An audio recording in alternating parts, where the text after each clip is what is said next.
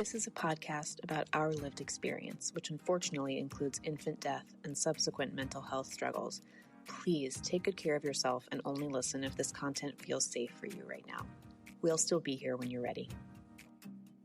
Hi, I'm Judith. And I'm Alina. We both lost babies to SIDS in winter 2021. In the throes of grief, I reached out to a stranger on the internet and our friendship was born. In the years since, we've been working hard to survive, rebuild, and navigate the continual challenges that have come our way, including divorce, Job loss, dating while bereaved, moving multiple times, health scares, pregnancy and parenting a living child, starting new jobs, and so much more. We are tired. Happily ever after is out of the question for us, but this podcast documents our journeys to happier ever after because we believe life after loss is worth living. So join us as we laugh, cry until we laugh.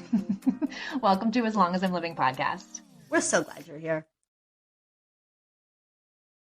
Hello? Hello. I can't hear you. I can hear you. Alina, I can't hear you. I can hear you, and I can see that it's... I know you can't hear me, but it's on your end. Hello? Hello? Alina? Yeah. Hello? Hello?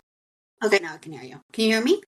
I can hear you. I have been tearing my cuticles to shreds this week because of stress and election shit. I don't know. Well, so the election didn't go the way we wanted it to, and I don't mean to be dramatic about it, but it's pretty bad. It's pretty bad. I have been, yeah, it's not great, but this is, and there's no silver linings, but this is the price of living in a democracy. That is what I've been leading into. I've been leaning into the majority wins, and this was like a clear and decisive majority. It's not what I want. This is not what I think is best for my family, for myself, for my country, but this is the cost of democracy. And I think we've seen other parties maybe react differently in the past when there's been losses. And I think we can acknowledge defeat and say, this is what the majority wanted. Yeah.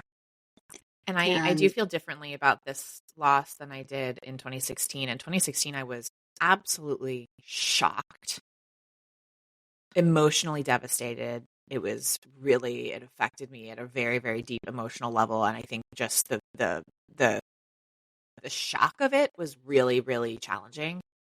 This time, I think I don't feel as shocked, and I think I'm just a little disillusioned with the world. And also I've been through so much personally since the last time that I just have so many more coping skills. I have so many more coping skills this time I than feel last that time. way too. I feel that way too.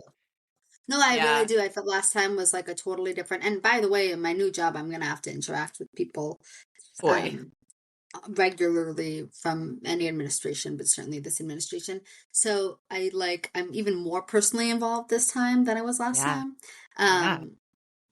But I think my attitude about the whole thing is very much so like, I can do hard things. This is a hard thing, but I can do hard things. So I think that's a healthy attitude, I guess. I'm not sure if that's healthy or not healthy. But that's where I'm at.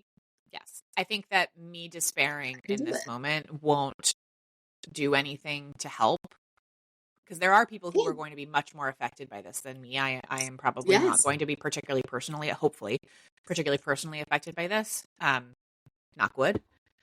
I hope nobody is personally affected. But unfortunately, I think people will be personally affected by this. And me despairing right now doesn't do anything to help them there. So I'm not saying you shouldn't despair. If you're despairing, despair. Feel what you need to feel. All I'm saying it's very interesting to see my reaction to this compared to the 2016 one. I think it feels to be different. That said, we had a different episode planned for today. We were going to release the second anniversary episode of our podcast, Where Are You Now? Where are our listeners now?